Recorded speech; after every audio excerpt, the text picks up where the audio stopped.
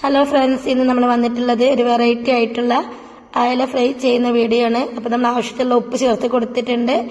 അതിലോട്ട് മഞ്ഞൾപ്പൊടിയും മല്ലിപ്പൊടിയും ചേർത്ത് കൊടുക്കുക. പിന്നെ കുറച്ച് ഇൻഗ്രീഡിയൻസ് കൂടി ചേർത്ത് കൊടുക്കാനുണ്ട്.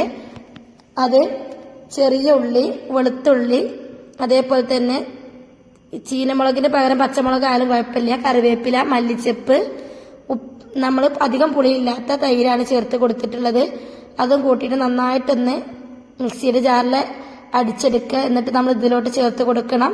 പിന്നെ അല്പം പുളിയുടെ വെള്ളം ചേർത്ത് കൊടുത്തിട്ടുണ്ട്. അതുപോലെ തന്നെ കുരുമുളക് പൊടിയും ചേർത്തിട്ട് നന്നായിട്ടൊന്ന് കുഴച്ചെടുക്കാം. അപ്പോൾ നിങ്ങൾ വീഡിയോ ഇഷ്ടപ്പെട്ടാൽ ലൈക്ക് ചെയ്യുക, ഷെയർ ചെയ്യുക, കമൻറ്റ് ചെയ്യുക, സബ്സ്ക്രൈബ് ചെയ്യുക. തൊട്ടടുത്ത് കാണുന്ന ബെല്ലൈക്കണും കൂടി ക്ലിക്ക് ചെയ്താലാണ് ഞാനിടുന്ന വീഡിയോസിന് മുഴുവൻ നോട്ടിഫിക്കേഷൻ നിങ്ങൾക്ക് ലഭിക്കുക. എന്തെങ്കിലും സംശയം ഉണ്ടെങ്കിൽ കമൻറ്റ് ബോക്സിലൂടെ ചോദിക്കുക.